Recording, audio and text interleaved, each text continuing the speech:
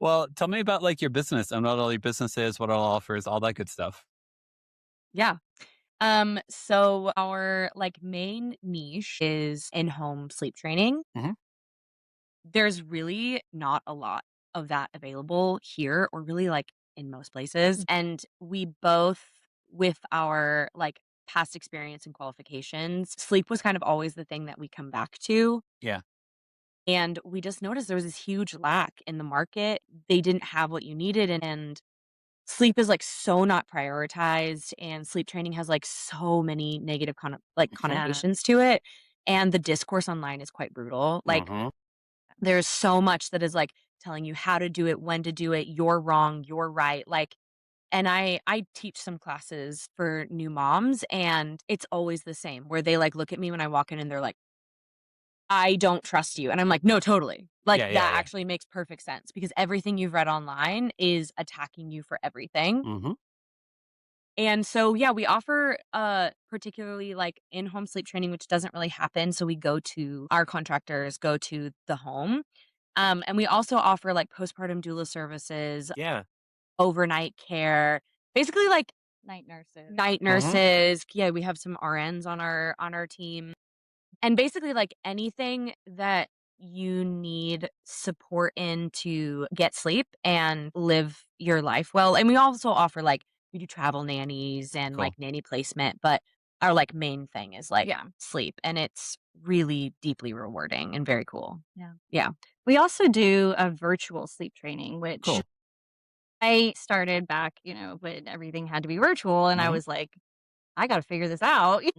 And that has continued to be really, really, um, what's the word? Popular? Good. Popular. That's the word. Yeah, no, it's Popular. interesting. We have a lot of clients like in Canada or Yes. like all over the US, and I love it. Yeah. Nice. Yeah, because I guess if you guys are helping out with sleep or trying to give tips for that, like it's not state or country specific. I mean, maybe No. Uh-uh. culturally how people feel about it is blah blah. But like, yeah, for the most part, like, hey, here's what your kid's probably trying to communicate. Here's what they're doing, and here's how to understand your kid.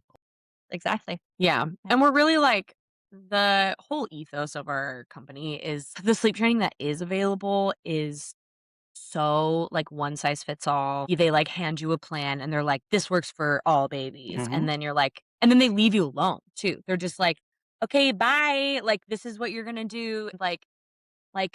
Comment like baby for like my guide. And the problem is that maybe that works for like 25, Hmm. 30% of babies, but there's such a huge majority of babies that are so different. I say this all the time that like the margin of error for milestones at that age is so wide that Okay. like you can there is a like relaxed amount of like 2 months that babies are still totally fine to be experiencing milestones. Some experience it early, some experience it 3 months later, and that Hmm. is totally fine. But what that requires then is it requires sleep training that specifically targets families' needs, babies' routines, diet, how their house is set up, what they're using at night, and then developing plans that are specific to the family Hmm. because your baby and their needs are so different from this other baby and their needs. Like, I've met 3-month olds that are sleep trained, and I've met babies that are like I sleep train at like 1.5. So it's Yeah. like, Yeah. it's so different, you know? Yeah.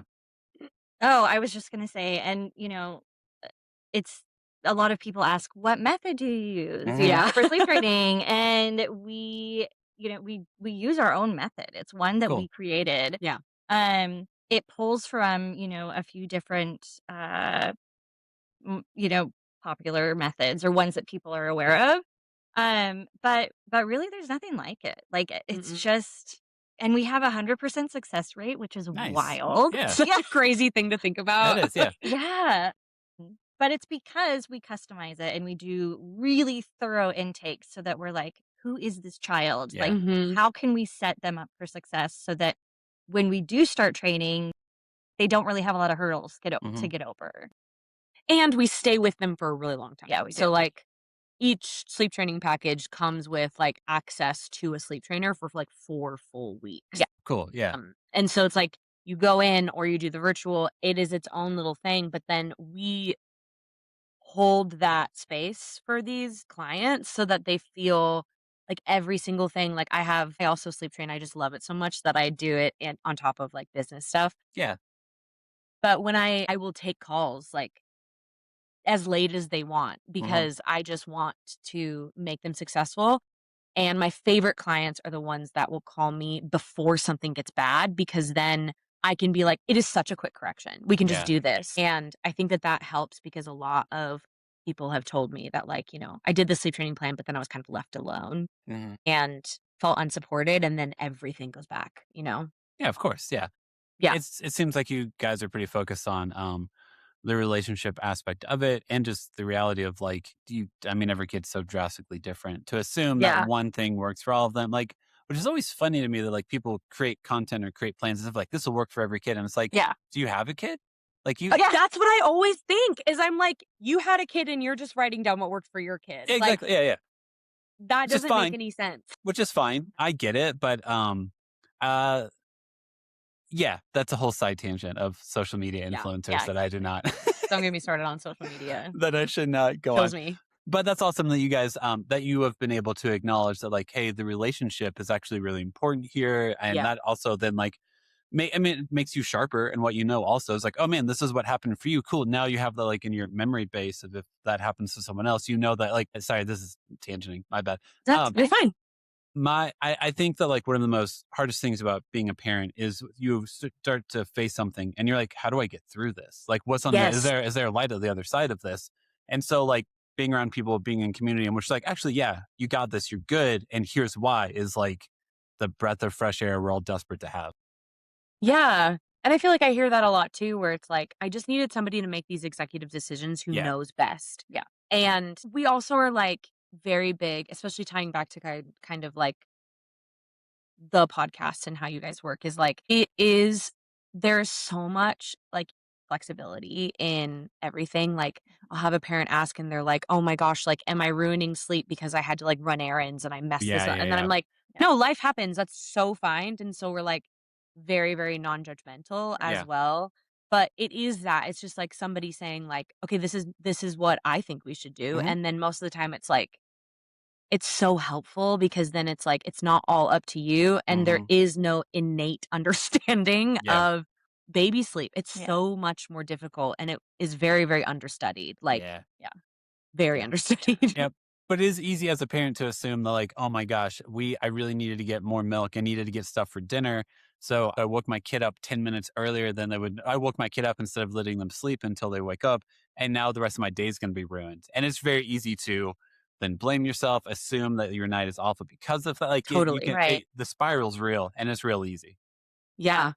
Yeah, and I think too, a lot of what we do is figuring out what is your lifestyle? Like what Hmm. is your Yeah. schedule? Are you solo parenting every Monday, Wednesday, Friday, Yeah. having to get two toddlers to bed or the baby and the toddler, and then we brainstorm and we make a plan that is actually realistic. Yeah. Yeah. We had clients that had to go do school pickup for the older Hmm. kids Yep. right at the twins' Yep. nap time. And we typically are like, don't let them nap in the car because the quality of sleep is just crap. It's crap. It's Yeah. Yeah. not good.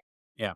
But in this instance, we're like, okay, yeah, we can't avoid it. We can't avoid that you have to be in the car for this hour. Yeah. Yeah. And so, how can we make this work for baby and what they need and your family Yeah. unit? It kind of just, like, calms the, like, parent guilt, Right. Hmm. which is, like, so prevalent and kind of forced on parents. But yeah, I've worked with a lot of families too that, do daycare, and I've had a lot of parents be like, "Am I messing this up because I'm sending them to daycare?" And I'm like, "Whoa, no, like, Yeah. daycare is amazing." I'm so supportive of, like, however it is that you want to support your child, whether it's nannying or daycare or staying at home. And it just changes. It shifts Yeah. the way that we do the sleep training because you have to take into account that they're gonna be sleeping in kind of a bright room with a bunch of other Yeah. kids. And Hmm. so the training might take a little longer. We have to do something different or adjust timings.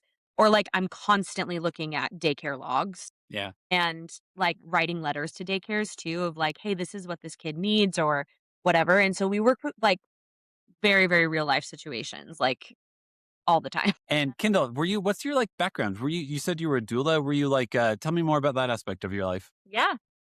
Yeah, so I mean, I was a nanny, like, actually, my first night nanny position was when I was 15 years old Mm. Okay. for my aunt who had really bad postpartum depression. Yeah. And so she was like, "I need help at night, like, I have to sleep." And Mhm. so my cousin and I were both 15. We went in and just we just, like, tag teamed, and looking back on that, I'm like, "Dang, that's really young, to be asking us to do that," but Yeah. it felt really natural. And then, I was a nanny, career nanny, and then in 2008, I became a certified birth doula. Yeah. And then about 6 months after that, I, did my postpartum doula training. And I worked as a birth doula primarily for the first, like, 5-ish years. Mhm. And I was kinda like, "Yeah, postpartum's not my thing. It's not my thing," like, I'm all about the birth. And then I was like, "Okay, I'm gonna switch to postpartum just a little bit and see Mhm. what it's like," and I fell in love with it. Like, I loved supporting families Mm. in that really vulnerable time, right after a baby's born, and I just was naturally really good at it, and so it just, like, felt really rewarding. Mhm. And then I kind of shifted into, like, overnight care. So, my postpartum clients would be like, "Can you come stay with the baby so that we can sleep?" And I did that, and then I was like, "Okay, I really like this. This is Yeah. really great," like, and I kind of naturally just would sleep train the babies just from being there and implementing good, like, sleep hygiene Mhm. habits from Mhm. a young age. Um, and so then I was like, "Well, okay, this is kinda cool, like, this is Yeah. different."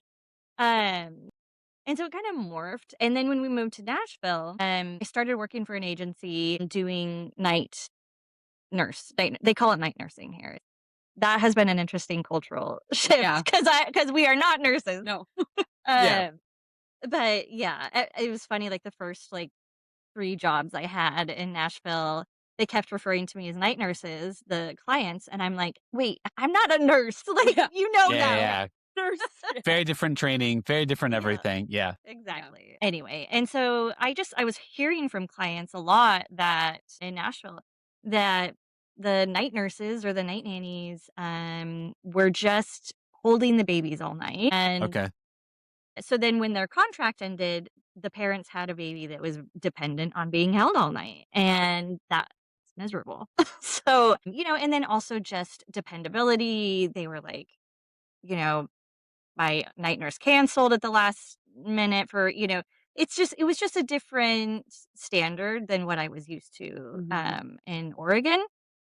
And so then I was like, I'm gonna do my own agency. Yeah. I'm just gonna, Mm. make what is lacking here. And and so I did. So back in 2022, I started an agency that is very similar to what we do now. Mhm. But I was running it on my own, which is it's tough to do. I was Mhm. also working a lot of nights. Yeah.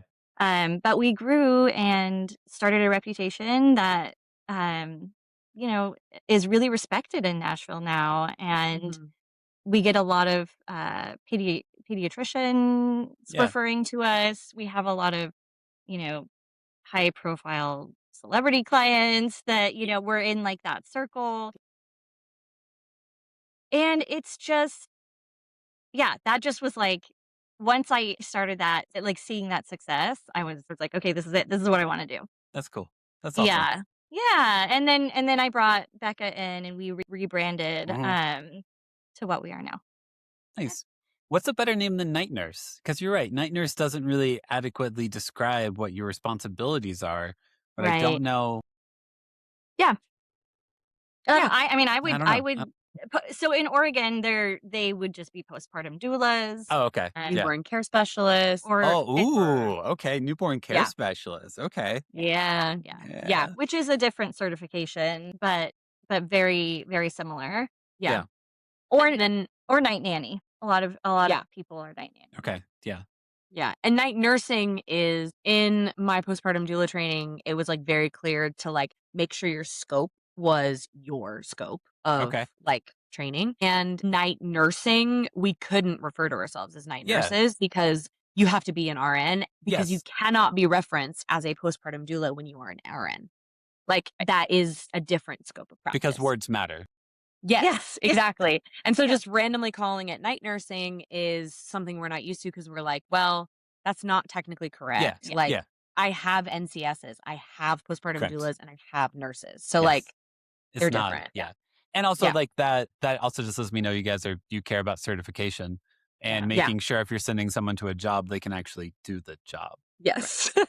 The training is important. Exactly. And Yeah. we It do is. have we have NICU nurses on our Yeah. team, and we use them for those, medically fragile babies or Mhm. maybe ones that are graduating from the NICU and coming home, but still have like Yep. monitors and Yeah. Yeah.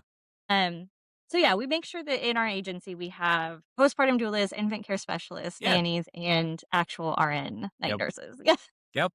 Because it matters. Yeah. Yes. And the needs are so different. Mhm. Like she said, like, we want to make sure that high needs babies Mhm. get professionals, you Right. know? Yeah. It I It's so dumb, but it just makes it better for everyone. So I mean, like, Right. why would Yeah. you not? You're Yeah. Yeah. you're talking people are already kind of like strung out, not desperate, or who are very much in need of help. So Yeah. make sure you're actually giving them help if they're asking for Yeah, it. we want them to be able to, like, sleep and rest Yeah, and not be worried. exactly.